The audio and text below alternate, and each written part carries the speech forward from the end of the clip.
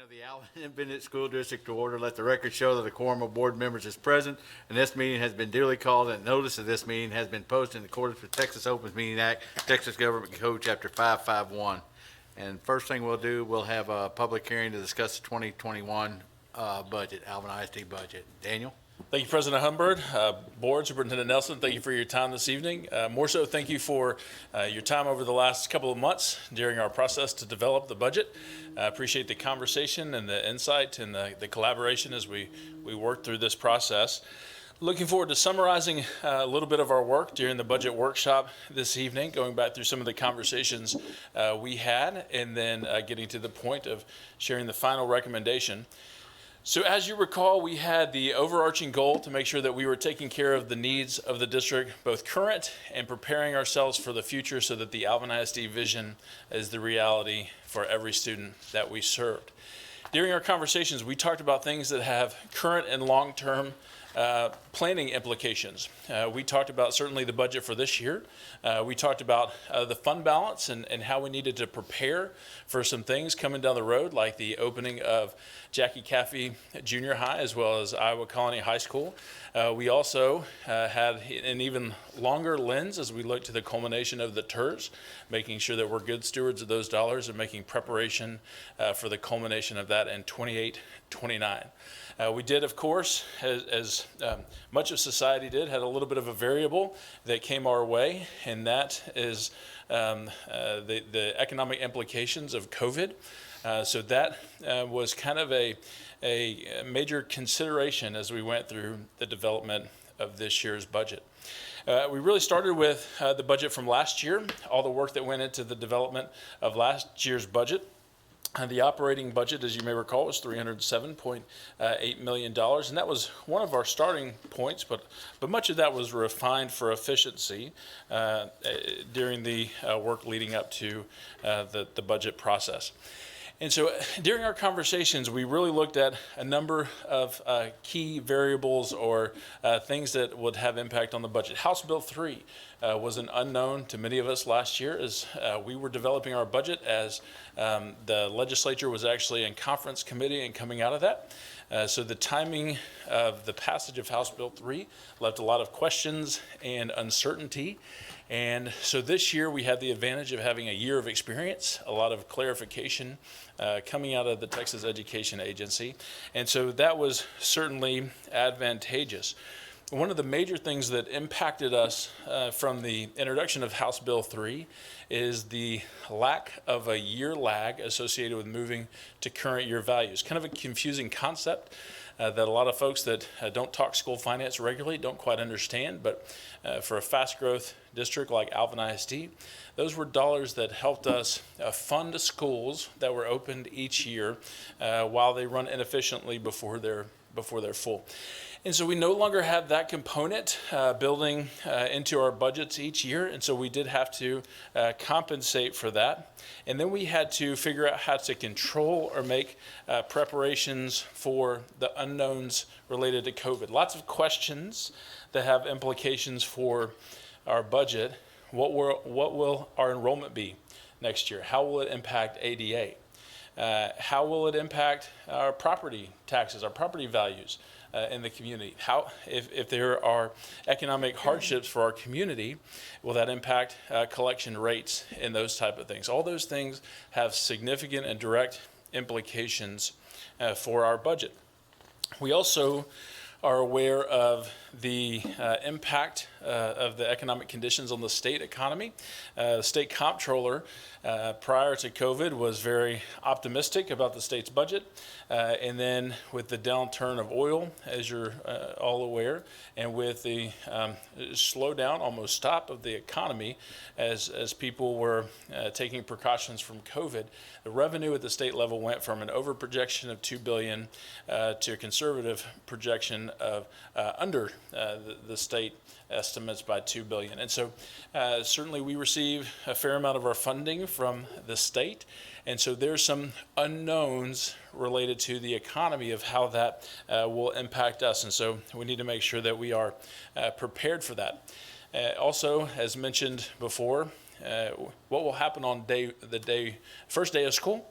What will our enrollment be? Will we grow at the rate that we're accustomed to, that our projections indicate that we will?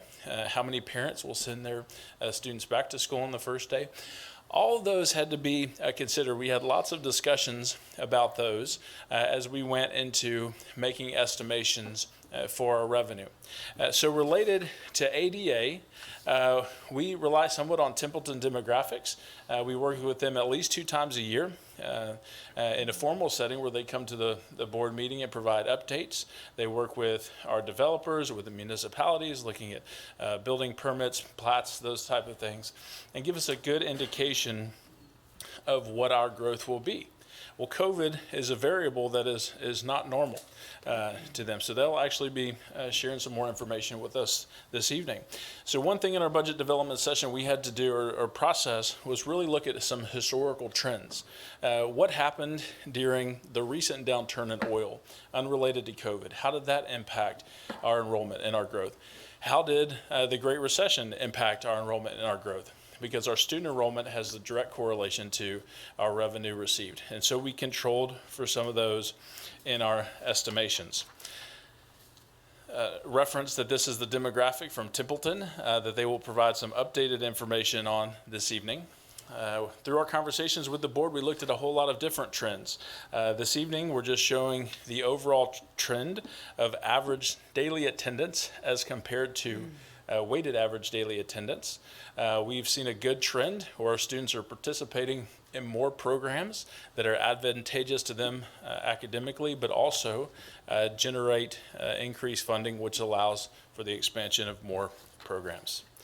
So as we were taking estimation, looking at historical trends during the Great Recession, controlling for some of what Templeton had projected earlier in the year, we built the budget focused on an increase of students between 750 and 1,000. So this is a downward trend from that projection that we had received from them. Wanted to be somewhat conservative in this endeavor. Then another variable that we had to consider were the values in the district, because those have a correlation to our revenue in a number of different ways. So one of the things that we pointed out on this chart, I know the numbers are a little bit difficult to see, but toward the left-hand side, you start with the year 2009 and 10 and 11. We have been accustomed to between 11, 6.2 and 9.5% of increase year over year. But when you look at the left-hand side of the chart, you see that it was flat during that era. And that was the Great Recession. And the interesting phenomenon was that the recession really started in 2008, but the impact on our local community maintained all the way until really 2012. We started seeing some more growth, and then back up in 2013. So that's one of the things that we also modeled in our revenue projections. What happens if our growth is flat, if we don't see the 8-9% valuation increases that we've been accustomed to? Values had already been done. Many of you received those notices from the tax assessor for this current year. But really the question is what's going to happen into the future. So we have to remain mindful of that. We have received our preliminary values, and we did see an increase over 8% in our values. And so we understand that there'll be a reduction off of that. Lots of talk of people protesting values. And so we did our best looking at historical trends to control for that, as well as we put together the projections that I'll share with you on the next slide. This is an interesting slide in the fact that it shows revenue generated with 2 different total appraised values in the district. You see a revenue figure at the 750 student range and at the 1,000 student, and those are increases over our current ADA. One of the really interesting things, I know it's maybe difficult to see on the slide, but the top line is if our values go up 5.6%, and the line below it is at 6.65%. The interesting phenomenon post House Bill 3 is that with our valuation going up an additional percent, we actually receive less revenue. And so I know that is counter to what most people are accustomed to, counter to what we were accustomed to prior to House Bill 3, but it just kind of depends on where you are on that revenue locally versus at the state curve. And so for us, where we are with our enrollment and our values, I mean, it's a slight variance, but we receive less revenue nonetheless. One other thing that you can draw from this slide here, as we talk about what are the value or what are the student enrollment increases going to be, we've broken down the figure that shows, and this is, again, somewhat of an estimate, depends on the programs that students participate in, those types of things. But from a general average standpoint, an increase of 250 students for us is about $1.8 million. And so as we move forward in a post-House Bill 3 era, the vast majority of our revenue increase for maintenance and operation is tied almost exclusively to the increase in students. As you saw on the last slide, valuation increase does not increase our maintenance and operations revenue. In this scenario, it actually decreased it slightly. So as we move forward in future years, our revenue increase will be tied closely to students, coupled with students. But likewise, there's expenditures that are tightly coupled there. More teachers, cleaning more square footage, those types of things. So when you break that down, it's a per ADA increase of just over $7,500.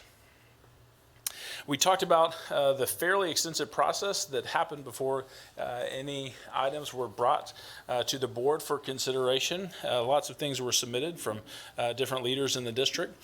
And the first step that we took in budgeting for this year is we actually went and looked at historical budgets, and we looked to find, partnering with the department, worked to find efficiencies within prior allocated funds, look to find ways to make sure that we were funding those things that continue to be priorities. And if maybe we had stopped doing something, shifted our focus somewhere else, we need to repurpose those dollars instead of asking the board to increase their allocation. So trying to be good stewards of taxpayer dollars even prior to bringing things to the board. Then it went, as you can see, went through an 8-step review process, and including lots of conversation with the board. One of the things that makes up a significant portion of our budget, a big expenditure, is related to teachers, certainly in an educational institution. And so you can see here on this slide that this shows that over the past 4 years, our ratio between student and teacher full-time equivalencies has shown a decrease in the ratio. So our student to teacher ratio has decreased, meaning that's been a budgeting priority for the board and for the district to have lower class sizes in the district. And you can see that illustrated through the blue line as it moves down and to the right. This next slide shows similar information, but shows it compared to our neighboring districts. I know it may be difficult for some in the audience to see, but to the right are smaller class sizes, and to the left are larger class sizes. And these the columns are illustrated are in the tannish color. Those are school districts that are in close proximity to where we sit right now. So Alvin ISD being toward the right of this chart indicates that we have some of the lower student to teacher ratios in our neighboring, amongst our neighboring peers. This pie chart right here, which board I think you have seen previously, illustrates the budget that's being proposed to you this evening. A number of increases were discussed with the board during our workshop. Some of the significant increases going into this year's budget are the increase of teachers to accommodate growth, as well as pre-K. The board has had a number of conversations about that. Paraprofessionals as well to accommodate growth. A number of positions such as the principal for Jackie Caffey Junior High, a high school counselor, and a few departmental positions for federal and special programs, maintenance, and transportation. Included in the proposed budget is also a 3% cost of living adjustment for faculty and staff. There's also some dollars built in the budget to make sure we're making preparations for the opening of Jackie Caffey Junior High and Iowa Colony High School as they near opening. Also had a number of conversations, lots of conversations about increased allocations based on district needs. Capital expenditures were increased to do things such as take care of our facilities, maintain the infrastructure for technology, as well as provide some dollars to provide for devices, both for teachers and students, and to acquire school buses. So those things are all in the chart that you see here. On the next page, we provided the copy of the one-page budget that has been included in the packet later in the agenda, proposed for board approval. It includes a total maintenance and operations budget of $311,890,248, and it depicts the things that were shown on the pie chart on the prior page. So our last slide includes what are the next steps moving through the budget process. Of course, this evening we're having our public hearing on things. The timelines get a little tight as we move forward. So on July 25th, we have the date when we are supposed to have received our certified values from our tax assessor. And so once we have received those, we will complete a survey to the Texas Education Agency with current year values, prior year values, so that they can run an analysis on what the increase was. They will run some computations and determine what our Tier 1 tax rate is, and they will share that back with us by August 5th, so a fairly tight turnaround time. Using Omar's template, we are able to make some predictions into what the tax rate will likely be. And so the proposed tax rate that was shared with the community on the public hearing notice was a total tax rate of $1.3977. That consists of the M&O rate of $1.683, INS rate of 0.3299 cents. This is the same overall tax rate as the prior year. I think this is favorable to our community, considering when the 2018 bond was passed, our tax rate was at $1.45. And the board made the commitment at that time that even with future sales of bonds to build new schools, as approved by the community, the tax rate would stay at or below the current total tax rate of $1.45. And so you can see that this is fairly below that rate. And then our final step is moving forward with proposed tax rate at the September 8th board meeting. That is the conclusion of the information I have for y'all this evening. Do y'all have any questions or any comments? Y'all too. This is a public deal, so if y'all have any questions or comments. And maybe I'm looking at it real simplistically, but help me understand, because we passed that bond in 2018 and said the tax rate would not, and which it hasn't. But we were also told the public that $8 million, and I believe I heard Dr. Gilchrist say a year would come back to the district as a result of that penny swap. When do we get that, or is it a wash, or? So it is absolutely factored into the numbers that were shared this evening. We have restructured slightly, but in complete accordance with what was shared with the community. If you look at the one-page budget that is proposed to the board this evening, there is a line related to a transfer. We are being intentional about making sure that the funds that we transfer are from the TERS revenue that we received. And so we had talked to the community about doing the swap from maintenance and operations. We're now being intentional about it being TERS funds, because we know they're going away in 28, 29. And so we are receiving the benefit in M&O as was described during the election. So it nets out to be the exact same thing, but prepares us for the culmination of the TERS in 2028, 29. Yes, ma'am. Thanks. Of course. Any other questions? Daniel, I have a question. Yes, ma'am. Will you explain how the debt rate, the debt tax rate, how it works with the appraisal values?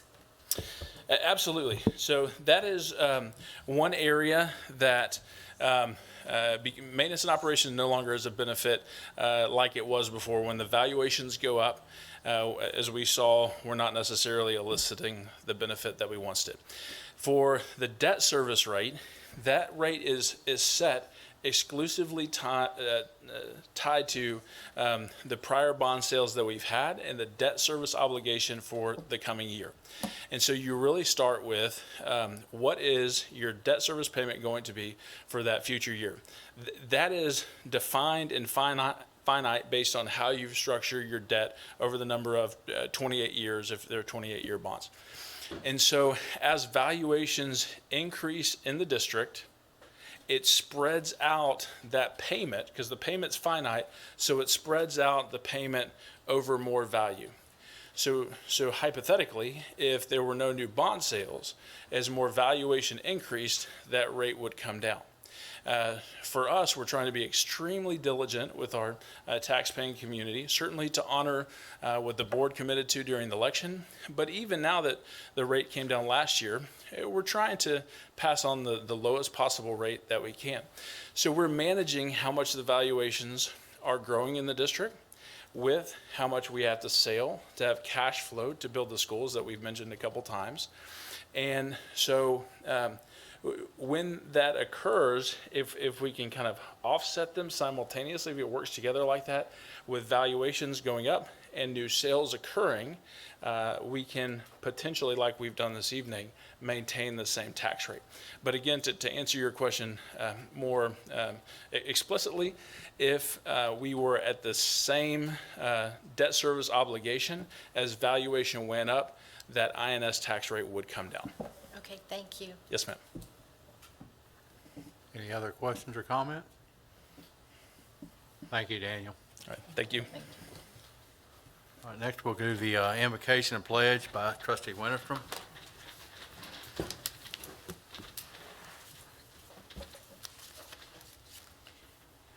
Dear Heavenly Father, as we gather here today as a board, let us remember our motto of every child, every day.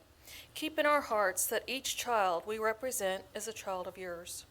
And Lord, we wish to thank you for allowing us to celebrate our seniors this past weekend. Bless each one of them as they head out for college or to serve our country or a career.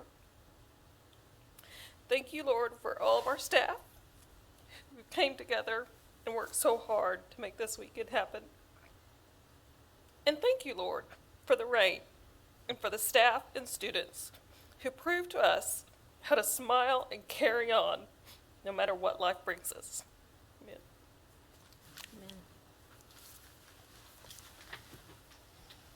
Pledge Allegiance to the flag of the United States of America and to the republic for which it stands, one nation, under God, indivisible, with liberty and justice for all. Honor the Texas flag. I pledge allegiance to thee, Texas, one state, under God, one and indivisible.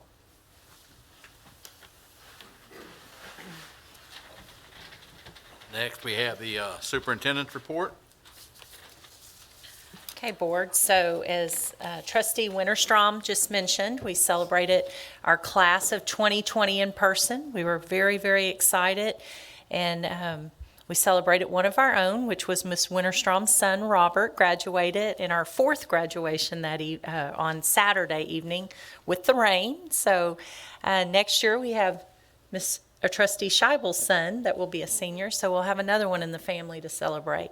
But just to say, we've received nothing but positive comments from community members, from parents over the weekend, and continue to. And today, Dr. Valdez put together a survey that she's sending out to senior parents that just graduated, so we can get feedback on what they felt the graduation, how it went, and just planning forward. And then we plan to send another future senior survey out sometime probably early August to see what parents' desires are for next year's graduation. So we're very anxious to get feedback from the people that did participate. And also, Trustee Winterstrom mentioned we had close to 300 employees working each one of the graduations, except for assets, but we probably had over 100 there at assets, where we had 38 graduates on Friday morning. And it just went great. I can't say enough about our employees coming together, all of the details that went in behind the scenes that helped it to run smoothly, and we did our best to follow all the guidelines that were put upon us by the state, by TEA, and continue to monitor those going forward with summer school, which starts this week as well for our ELL and our ESY special ed students. Our next thing was our curbside meal update from the summer.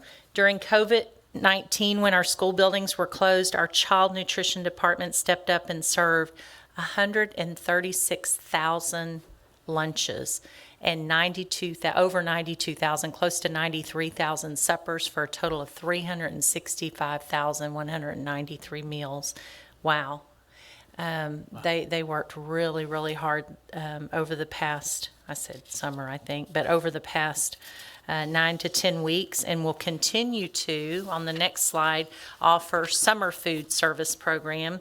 We'll continue to offer those at the same locations, Monday through Thursday, starting June the 1st, which it's already started, until either the first or second week of August, depending on our calendar that is up for consideration tonight. These meals will consist of lunch, supper, and breakfast for the next morning, and sites are marked there. Mark Twain, Manville Junior High, and Sanchez will also provide weekend meals for Friday on the previous Thursday. So on Thursday, they can pick up weekend meals for Friday. So again, kudos to our child nutrition staff who works diligently, and our police department also supports them on site during those meals being served.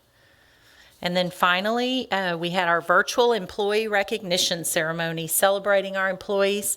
And thank you to the Alvin Education Foundation, who had signs made, and we went out and delivered them and surprised them at their homes.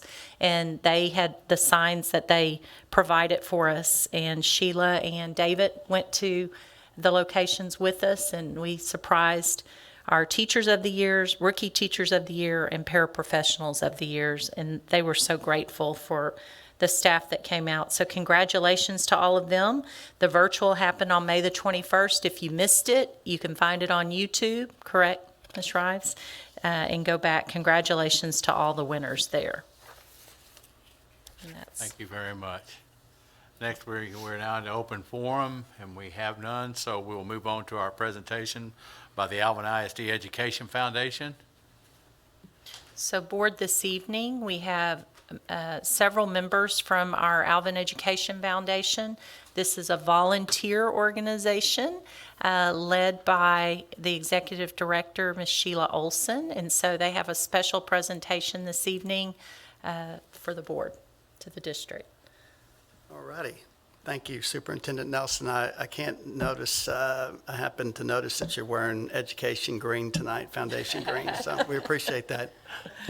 President Humbird, ladies of the board, thank you for having us, and to our guest here and this huge audience we have tonight. So I'm David Becker, and I'm here to give our annual board presentation for the 2019-2020 school year.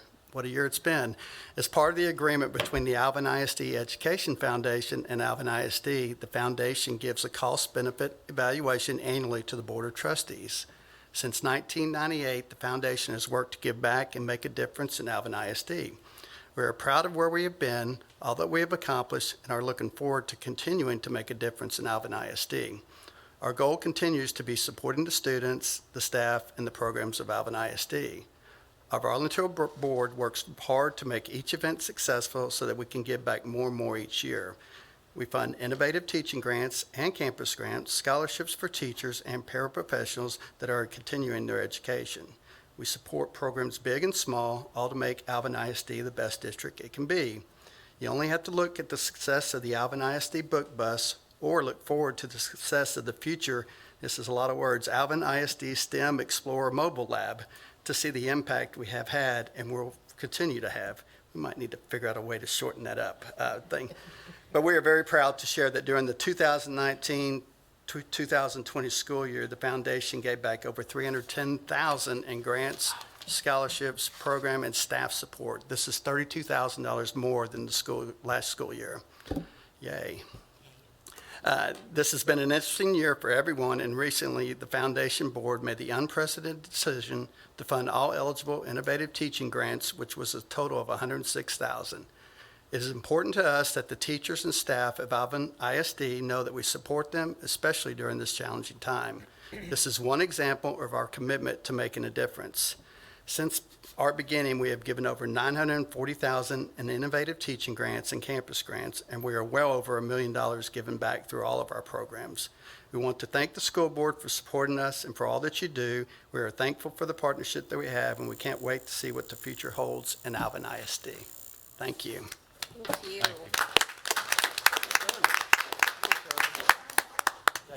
You're in charge to bring the check. It's too heavy for me. Yeah, it's too heavy for him. So there's a check that you can't cash for you. But it'll help, you know. But anyway, we are so happy to do that. And Amy Ribari, past president, Melba Irvin, Vice President. vice president, and me just there for a while longer. Anyway, and Sheila, of course, are here tonight to present, so. Awesome. There you go. Do y'all want to get a picture?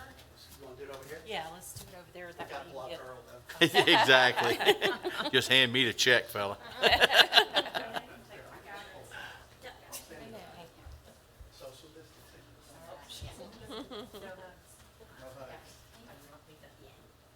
They're on the other side of the Green, so we can see the greens.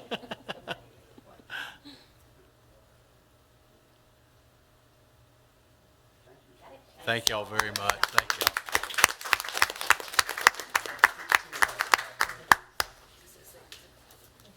Save it till next year.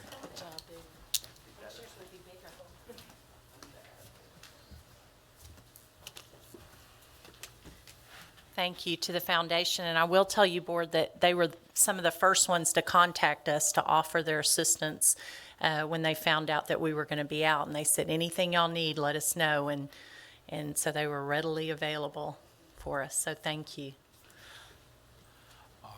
Next, we'll go to consent agenda items. Does anybody want to pull any of those? All right, then we need a motion to approve consent agenda items A through H. So moved. By trustee Harris, a second by I'll second. trustee Tonini. Any questions or comments? All in favor? All opposed? Motion carries 7-0. Next, we'll go into request consider approval of changes to 2021 district academic calendar.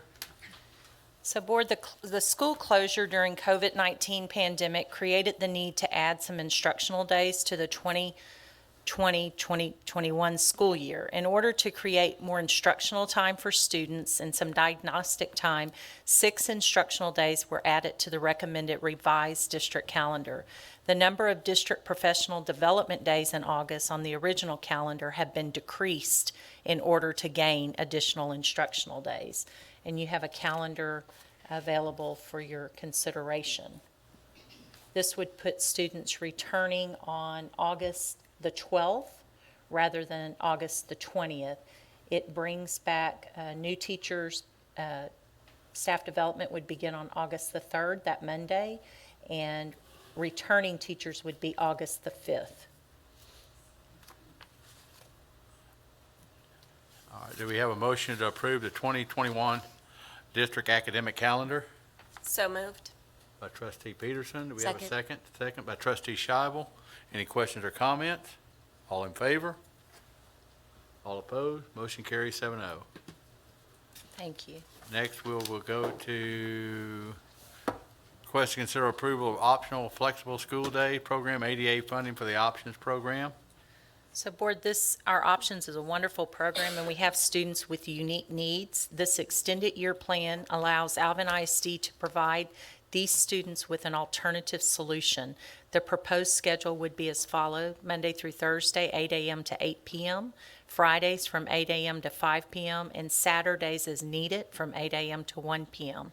If approved, we will be allowed to collect ADA funding during these times through TEA's optional flexible school day program. Do we have a motion to approve the 2021 Alvin ISD student optional flexible school day program? So moved. By trustee Pickering. Do we have a second? Second. Second by trustee Winterstrom. Any questions or comments? I have one clarification question. Okay.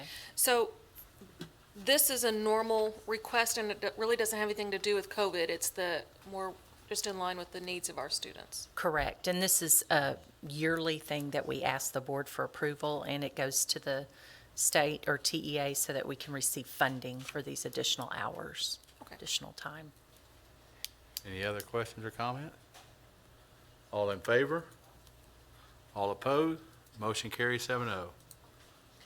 Next, we have request to consider approval of budget for fiscal year 2020 and 2021. During the past few months, the board and staff have devoted considerable effort and held several meetings to develop the 2020-2021 budget. Texas Education Code 44.002 requires that a budget must be prepared according to generally accepted accounting principles, rules adopted by the State Board of Education, and adopted policies of the Board of Trustees. So we ask for consideration approval of the budget. Do we have a motion to approve the following 2021 budget and included purchases exceeding $75,000 as presented? Any- By trustee Harris, second. Second. By trustee Scheibel. Any questions or comments? All in favor? All opposed? Motion carries 7-0. Next, we have request to consider property insurance, workers' compensation, third-party administrator services, and workers' compensation stop loss. So Board, this is consideration for our property insurance. The annual cost last year was $1,673,149, and the submission for the 2021 school year is $2,143,864. The district is seeing an increase of 0.04 rate increase due to increased property values, a volatile reinsurance market, global disasters, predictions of a hostile hurricane season, and COVID-19 implications and uncertainties. The policy limits are remaining the same. We are recommending that Gallagher Risk Management Services, Inc. for our property insurance. And then we have our workman's compensation third-party administrative services. We're requesting that Littleton Group remains as the district workman's comp third-party administrator based on the superior results we've been experiencing with the Littleton Group. Then workers' compensation stop loss, we're recommending the award of Midwest Employers Casualty Company and an A+ XV rated carrier with an annual estimated premium of $99,773 beginning September 1st, 2020. It's the only carrier to submit a 2-year rate guarantee, which is vital with the unpredictable and volatile reinsurance market. All right, do we have a motion to approve the property insurance, workers' compensation third-party administrator, and workers' compensation stop loss as presented? I'll make a motion. By trustee Tonini, do we have a second? Second. Second by trustee Winterstrom. Any questions or comments? All in favor? All opposed? Motion carries 7-0. Next, we have request to consider personnel items. Requested personnel. So Board, this is to either replace current openings or additional openings for growth and within our classrooms as well as our FSP department. And so there's several recommendations for hire here, but the majority of these are classroom teachers. All right, do we have a motion to approval be granted for requested personnel items as presented? So moved. By trustee Peterson. Do we have a second? Second. Second by trustee Scheibel. Any questions or comments? All in favor? All opposed? Motion carries 7-0. Is Templeton here? They're not on the phone yet? Okay. So Rocky, the representative with Templeton, had another school board meeting tonight, so that's why we had flipped him to the end of the presentation. But if we could wait for Mr. Miller, see if he... Okay. Oh, while we're waiting on, does anybody So- have any future items, agenda items they want to put on? Okay, that's good there. So if you notice, Board, on the employee hires that I've asked or requested that they put previous, where they came from, I like that. what district, so. Thank you for that. It's helpful. Yeah.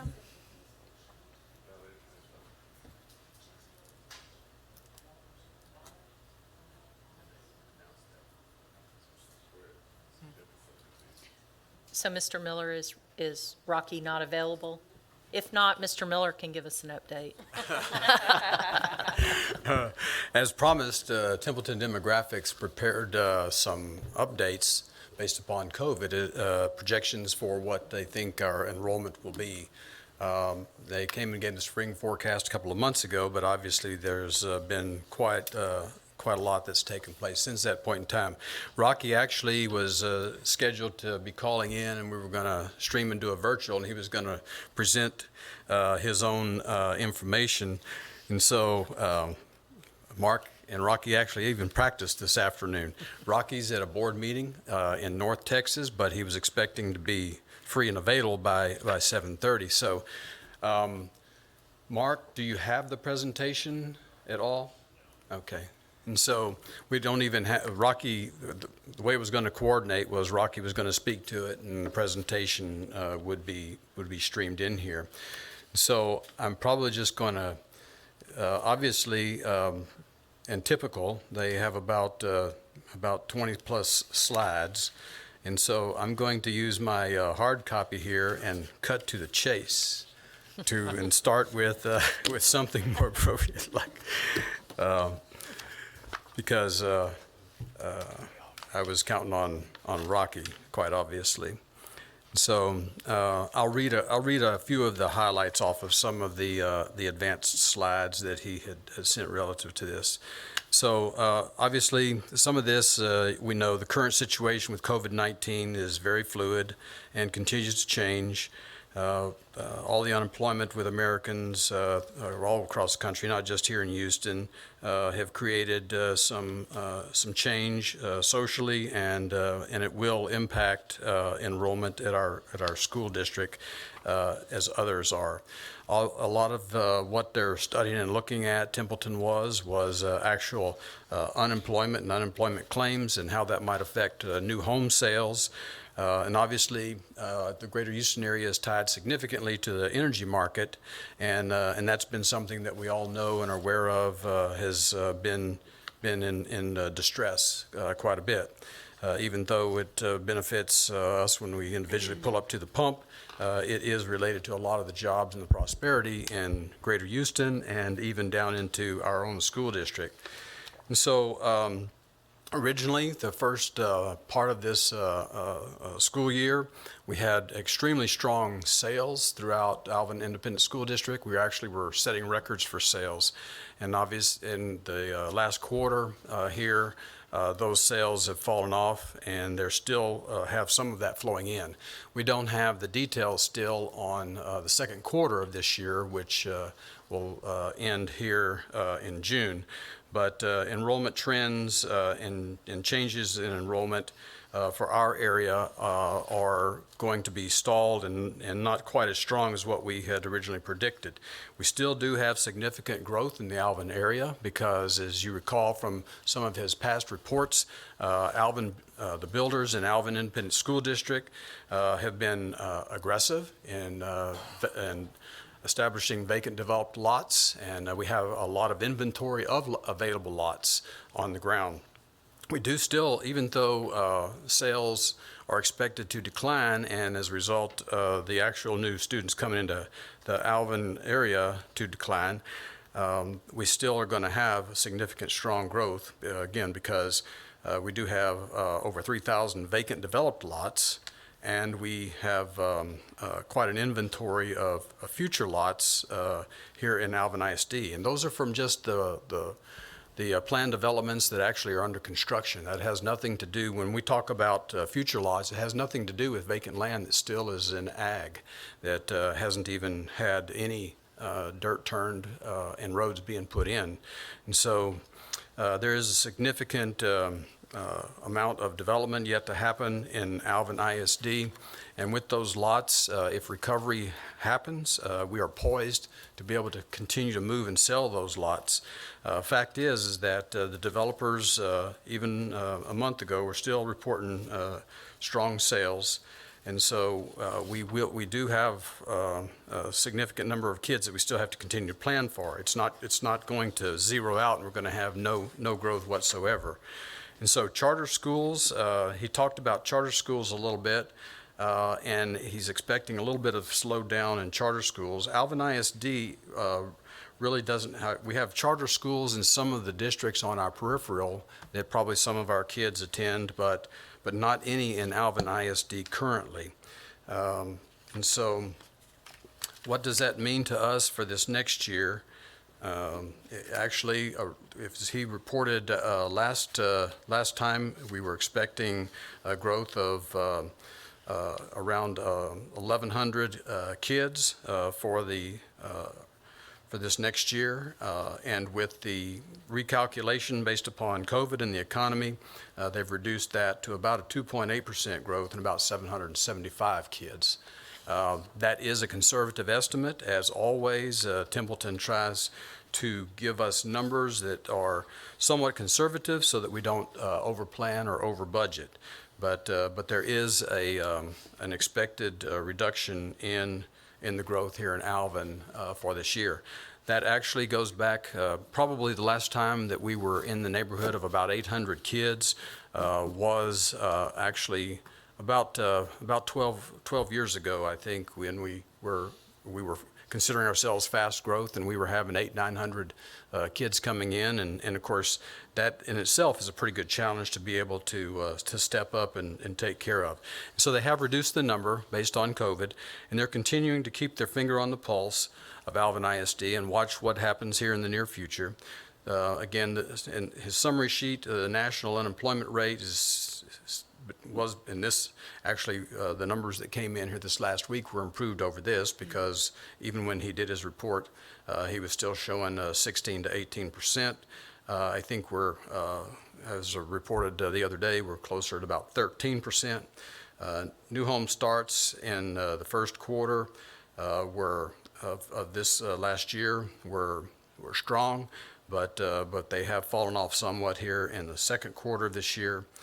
Existing home listings have decreased by more than 10% due to owners pulling them off the market. So one of the things they have been looking at is not just new home sales, but existing home sales. And because the market softened up with home sales, a lot of those people who were reselling their existing homes have pulled them off the market. And so Alvin ISD's original 2020-2021 enrollment projection was 28,197.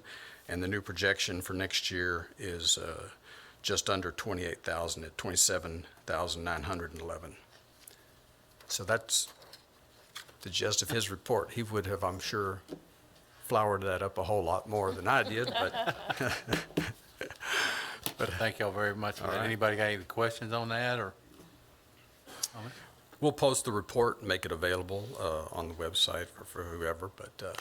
And again, the good thing about Templeton Demographics as a partner is that they are continuous. They don't just wait till the month prior to bringing us a report.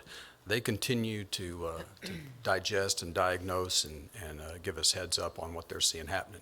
So obviously, as one of the statements here was, it's a fluid situation. And so actually, they've been doing some webinars about every 2 weeks. We have another one this Friday where they actually have some medical experts. They have some school district experts from around the state of Texas. They have some economists. They have a number of people that come in, that professionals that weigh in and give a current status of whatever it is their expertise is, and then try to give us a look ahead. And so they're a full-time partner for us, even though you only see them a couple of times a year. So if anything new breaks, we'll report it up. Okay. Any questions?